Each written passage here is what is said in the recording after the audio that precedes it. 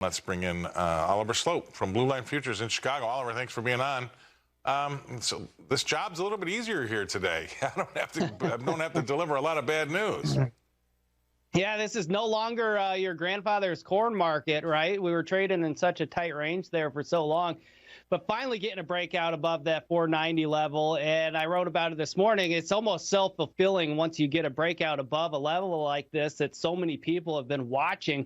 And then with the fact that you've got funds holding their largest net short position since August of 2020, the momentum has started to feed on itself, and now we're approaching that psychologically significant $5 handle. But the real significant technical resistance doesn't really come in until 506 to 507, which was the top end of the range from the first half of August. So if we can get out above $5, I think 506 to 507 could be the next target for the corn market. Now, soybeans, on the other hand, they still have a little bit more work to do. 1285 was a barrier this week. It's also the 50% retracement from the May lows to the July highs. So if we can get out above there, you'd mentioned the psychologically significant $13 level being about 17 cents away. That would be the next objective, just above that, the 100-day moving average at 1308. So a lot of fireworks finally going off here in the back half of the week.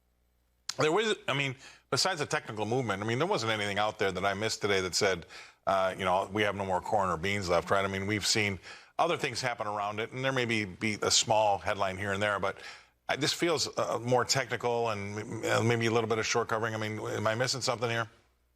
There is no new news across the wires. It's just been a quiet market, and we finally got out a bit above some technical levels, and that started to, like I said, been self-fulfilling and short covering and adding momentum to the market. And I think you're seeing that in the wheat market as well, as that's screaming higher. And I was joking with some clients just a little bit ago. I've been calling for this wheat rally since we were at $6. Right. Yeah, there you go. That's right. That's a good way to put it. And then are we expecting very much out of the report next week? Is this maybe a little bit of getting started, getting ready for that a week out? I think now that we're above some of these technical levels, I think you're starting to see fund managers likely tighten things up ahead of that report. Like I said, funds are heavily net short some of these markets, particularly corn and wheat. And so with some technical moves, they're starting to see a little bit of short covering. And I think a lot of this could be tied to the outside markets as well, with the move that we've seen in bonds. Kind of a ripple effect of people really tightening up their positions. And for corn and wheat, that's been a short position. So to tighten that up, they're buying back, and so you're seeing the momentum carry on there. All right, well, that's perfect stuff to go take a break on and digest what you just had to say. Thank you very much for that. We're going to go away. We're going to pay some bills. We're going to come back and talk more with Oliver Slope, Blue Line Futures in Chicago, right after this. Let's bring back in Oliver Slope from Blue Line Futures. Oliver, thanks for being on the show. Anything that you'd like to talk about when it comes to the livestock? Well, as you had mentioned, the lean hogs are really where the fireworks are today, which is really nice to see because they just got beaten down earlier in the week, broke below support, which was 71 to 72.